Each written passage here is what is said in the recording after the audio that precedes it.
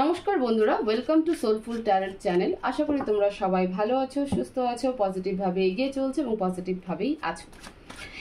তো আমাদের মে মাসের রাশি অনুযায়ী প্রেডিকশন চলছে এবং মেষ থেকে কুম্ভ, এরিস থেকে অ্যাকুয়ারিয়াস কমপ্লিট হয়ে গেছে। এবার লাস্ট রাশিতে আছি আমরা, পাইসেস আর মিন। ঠিক আছে, তো মিন রাশির প্রেডিকশন দেখবো মে মাসের। স্পেশালি আমরা ফাইন্যান্স, হেলথ এবং রিলেশনশিপ এই তিনটে, সাথে দেখবো মে মাসের চ্যালেঞ্জেস কি থাকছে এবং গাইডেন্স কি আছে।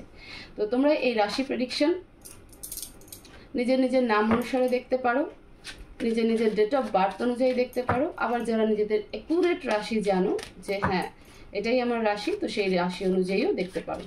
তো প্রে করো ডিভাইন যেন তোমাদেরকে সঠিক গাইডেন্স দেয়। আমি কার্ড সাফার করছি। প্লিজ অ্যাঞ্জেল, মীন রাশির ছেলে মেয়েদের জীবনে মে মাসে ফাইন্যান্স, হেলথ, রিলেশনশিপ কেমন থাকবে এবং চ্যালেঞ্জেস কি থাকবে। প্লিজ অ্যাঞ্জেল মেসেজ দাও।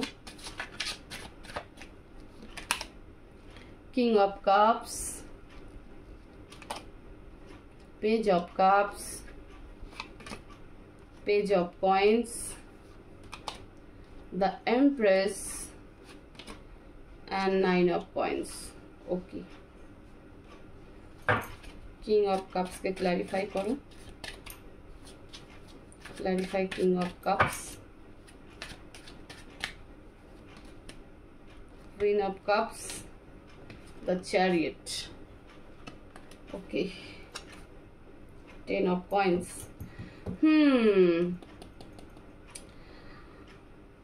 ফাইন্যান্সিয়ালি তো মীন রাশি প্রচুর অ্যাক্টিভ থাকবে, নিজের কাজে প্রচুর ফোকাস থাকবে, একটা বীর যোদ্ধার মতন কাজ করবে। হ্যাঁ, ইমোশন থাকবে নিজের ফ্যামিলির প্রতি, রেসপন্সিবিলিটির প্রতি, কারণ তোমার উপরে প্রচুর রেসপন্সিবিলিটি রয়েছে। তো মাথায় থাকবে সেটা যে আমি কি করে তাদের নিডসগুলোকে পূরণ করব, কি করে রেসপন্সিবিলিটিগুলো নেভাবো, কীভাবে নিজের রেসপন্সিবিলিটি কমপ্লিট করব। বাট ফাইন্যান্সিয়ালি তুমি গ্রোথ করবে। ঠিক আছে, হার্ডওয়ার্কও হবে, প্রচুর হার্ডওয়ার্ক হবে। যেখানে জব করছো বা বিজনেস করছো সেখানে হার্ডওয়ার্ক করতে হবে, ক্রিয়েটিভিটি আনতে হবে। বাট ঠিকঠাক থাকবে, খুব বলবো না যে খুব বেশি গ্রোথ হবে, মোটামুটি ঠিকঠাক থাকবে। কারণ তুমি হার্ডওয়ার্ক করবে, লেজিনেস থেকে বেরিয়ে এসে হার্ডওয়ার্ক করতে লাগবে। হার্ডওয়ার্ক তুমি করবে, যোদ্ধার মতন ভূমিকা পালন করবে। তো ফাইন্যান্স তোমার কিন্তু মোটামুটি ভালো থাকবে। হেলথে পেজ অফ কাপস কেন? Please answer, clarify page of cups.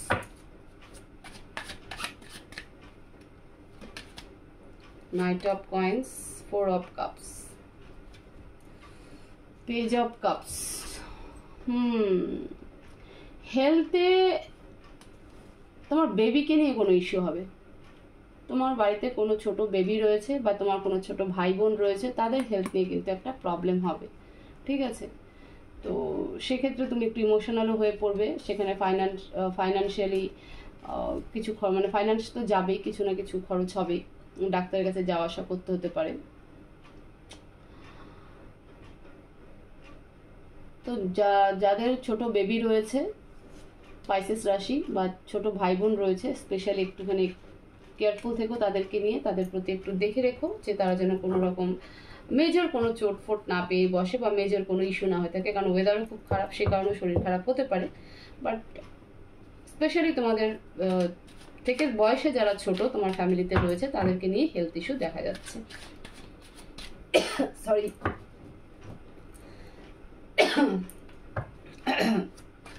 রিলেশনশিপে পেজ অফ কয়েন্স কেন?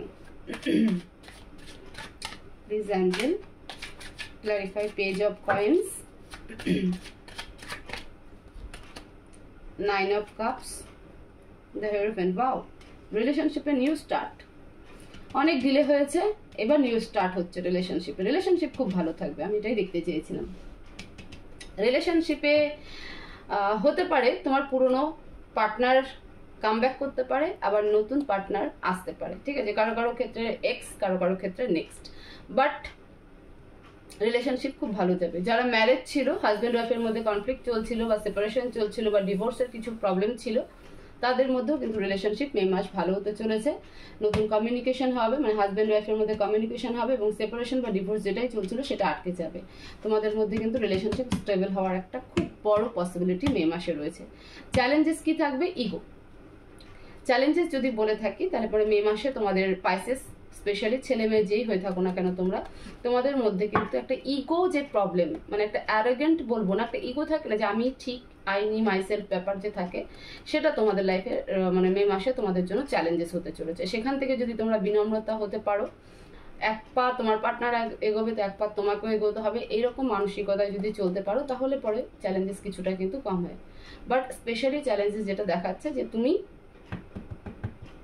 নিজের মধ্যেই থাকতে ভালোবাসবে এবং কোথাও ডাউন হওয়ার, মানে যদি দেখো যে না আমাকে এখানে মাথা নত করতে হবে, সেটা তুমি করবে না। ঠিক আছে, মানে যে বললাম ইগো ব্যাপারটা কিন্তু তোমার মে মাসের চ্যালেঞ্জেস। গাইডেন্স কি প্লিজ অ্যাঞ্জেল? পাইসেস বা মীন রাশির ছেলে মেয়েদের জন্য মে মাসের গাইডেন্স কি, কি মেসেজ দিতে চাও, কি করা উচিত তাদের, please angel. The hermit, the lovers, প্রেম বর্ষাও, প্রেম বর্ষাও। ইগো না থেকে, নিজেকে নিজের মধ্যে না রেখে, আইসোলেট না করে, সবার থেকে ডিটাচ না করে যে আমি কেন যাব, এই অ্যাটিটিউড ছেড়ে প্রেম বর্ষাও, মানে সবার সাথে ভালোভাবে থাকো, ভালোবাসা সম্পূর্ণ নিয়ে থাকো। যদি কারোর জন্য নিজের মনে ভালোবাসা আছে তো সেটাকে এক্সপ্রেস করো।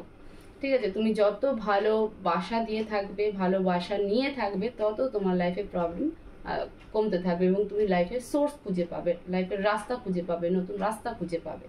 তো অ্যাঞ্জেল সেটাই বলছে যে নিজেকে আইসোলেট করা বন্ধ করো, নিজের মধ্যে ইগোস্টিক এনার্জিকে বন্ধ করো, চ্যালেঞ্জেস যাই থাকুক সেটাকে হাসি মুখে অ্যাকসেপ্ট করো এবং সবার সাথে প্রেমপূর্ণ, বন্ধুত্বপূর্ণ ভাব সম্পন্ন নিয়ে থাকো।